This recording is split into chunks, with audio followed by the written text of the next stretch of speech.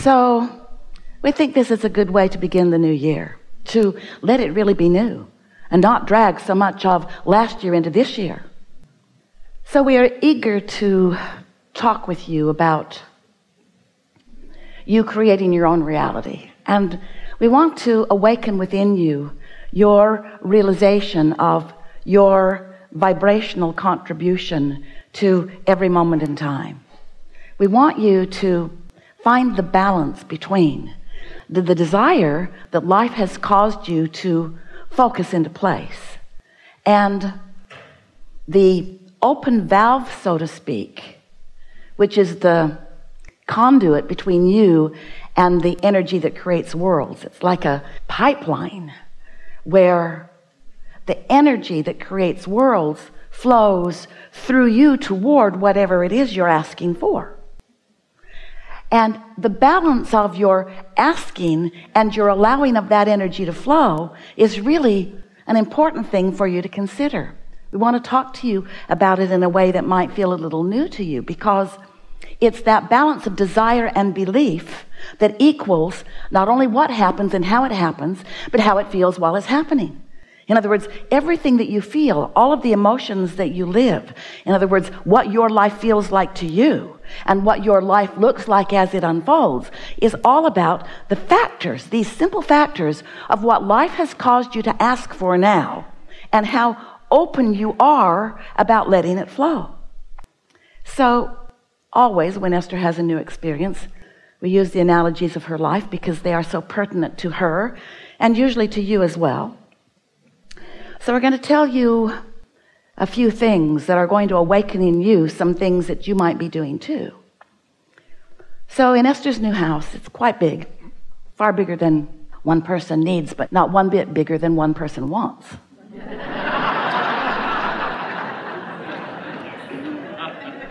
So here it is, and now it's the day that a photography company is coming to take a picture of the award-winning pool. It has a fire feature. Push a button, and fire happens. Esther was very eager. She had not seen the fire yet. She was standing inside. She took her place inside her living room, looking out across the pool. And when the fire came on, it was beautiful, but it made a sound in the attic, a sort of howling sound. Well, when something howls, there's usually something wrong. So she went outside and she said, might want to turn that off. I think the house is going to blow up. I don't know what's happening, but maybe somebody wants to go up in the attic and see. So someone went up in the attic and the gas line was straining. It was obvious. Well, that was not pleasing. And so the contractor came, a lot of people came, and began speculating what was going on. But the general consensus was there was not enough gas going to that fire feature. It wanted more than the pipeline could provide. So it was asking for more. So Esther is just thinking, you guys are stupid.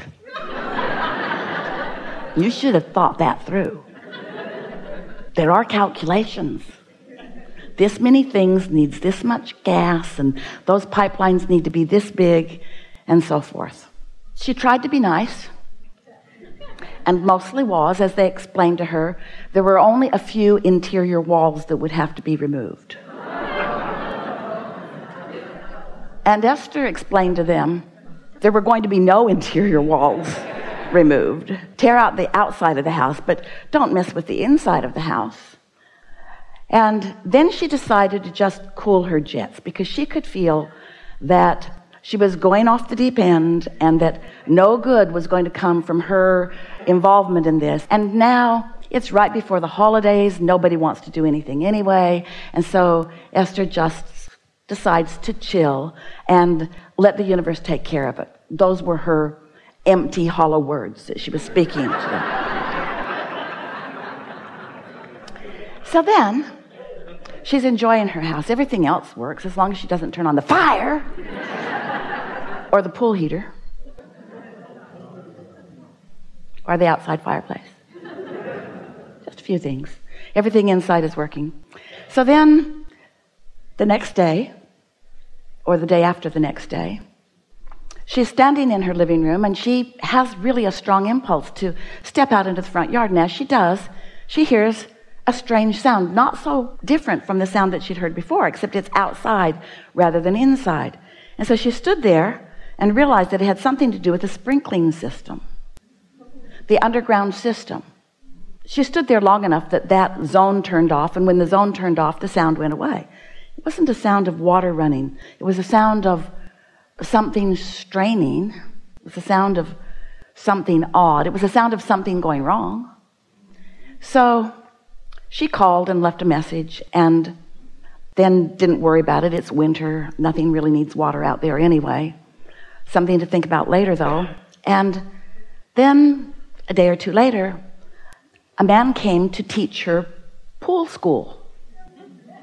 He's going to show her how all the buttons work, and he was a lovely man, and she learned about her new swimming pool. And as he was getting ready to leave, he said, "Oh, I noticed that you have a broken sprinkler down on the back of the property." And Esther looked down, and sure enough, there was water bubbling up out of the ground. So she called the landscaper, who was in the area and was there in 2 minutes, who called the sprinkling company, who was also in the area and was there in 5 minutes. And so within 7 or 8 minutes, there were people there to deal with this broken sprinkler. Turned out the sprinkler wasn't broken. It's just downhill, and the system had just turned off, and water was just draining out of that. But now they're there, and so Esther says, "Oh, I have a question for you. Can you turn on whatever zone makes something happen out here in the front?" And so they did, and that sound came. And Esther said, "Does that sound normal to you?" And they said no. And so they were there for a while and figured out that someone had wired 2 zones together so that when either zone was calling for water, both zones were calling for water, and there wasn't enough water for both zones. And so the demand was greater than the supply. You getting a theme here? The demand is greater than the supply. What does that mean to you in terms of creating? Well, it meant something to Esther. I have desires that my open valve isn't supplying, which means my valve is not as open as I think that it is. I'm asking for more than I'm letting come through. I've got beliefs that are blocking my own desires. That was a shocking thing for Esther to hear. She didn't want to admit it. She didn't want to own that. She doesn't want to have a desire that's stronger than her ability to supply it, because she knows the supply is always there and no one is holding back from her supply. She just might have the valve pinched off with some belief that it needs to be harder than it needs to be. You see what we're getting at? And so that really is a wonderful way to understand creation, because when you ask, it's given every single time. The question is, are you letting what's being given in? Or do you have beliefs that have got it choked off in some way? And so if what you're asking for isn't coming easily, you've got it choked off, because you are supposed to be able to ask and it is given, and you're supposed to be able to let it in. Unless you've had past experiences that you keep practicing. Esther believes that construction is wonderful but difficult. Esther believes that people mean well, but don't always know what they're doing. And she's got so much evidence to prove it. The stories she could tell you and entertain you with, oh, you would be so entertained. And then you would add your stories. And together you would collectively practice the flawed premised theory that life is supposed to be hard rather than that life is supposed to be fun. Esther's been practicing justifying the goodness that comes to her through her hard work longer than is good for her. And you are too. We just wanted to begin this gathering with this powerful and always true premise. How things are playing out in your life experience is how you know what you're doing with your request for the supply and you're letting the supply in. You can tell by two ways how you're doing creationally or vibrationally. You can tell by the way you feel, which you sort of get used to feeling the way you feel, so you don't know you're even feeling it. When you feel valiant, what's that emotion? Valiant. What is it? Is that a positive emotion or a negative emotion? Really? That's you against the world? Really? That's positive? Oh yeah, I can wrestle you to the ground and kill you. One day, Esther decided to move the rods in her closet that were not placed the way she'd asked them to be placed. Oh, it was a weekend. No one was around. She literally took a rod out of the place with great struggle because it was really tight in there and just a smidge too long to go back in easily. So she put it upside down and hammered both ends of the pipe until it was just short enough that it would fit back into place. There. And then she thought, oh, I might be banging it into place. Could have just waited. A nice strong man would have come and done that for me in 2 days. Except I wanted to do it today because I wanted him to be wrong. Told him it was too long. All 27 of them. Told him it was too long, but they know better.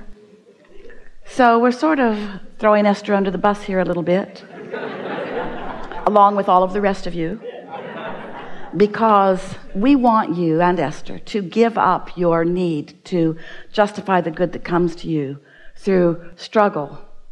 And when you give that up, then you will bring less struggle forward. And when you bring less struggle forward, you'll be cleaner in your now. And when you're cleaner in your now, then things will unfold more easily for you. And so today, let's just talk about your desire, which is your demand. And we mean that in the nicest way. Your request from the universe for universal energies, the energy that creates worlds, to flow through you toward whatever you want. That's the deal you made when you came. You said, I'll go. Life will cause me to know what I'm asking for. And when I ask, Source will provide everything that is required for the accomplishment of what life has caused me to know that I want. That's how it is. And then there's one more little thing. In other words, that's step one. And that's step two. You ask, Source supplies. Then there's step three. You got to be soft about your expectation of things working out for you. You've got to give up the struggle. You've got to stop trying to prove your worthiness. You've got to stop comparing yourself to any others. You've got to let the competitive feeling go. You've got to accept your blessedness and just let proof of your blessedness flow to you and through you with ease and flow. And much of the world is not going to understand how blessed you are, because they're going to be standing in a place of not feeling quite so blessed. And people who don't feel blessed resent those who appear to be. But just because they haven't figured out how to get their valve opened doesn't mean you should pinch yours off so that they feel better.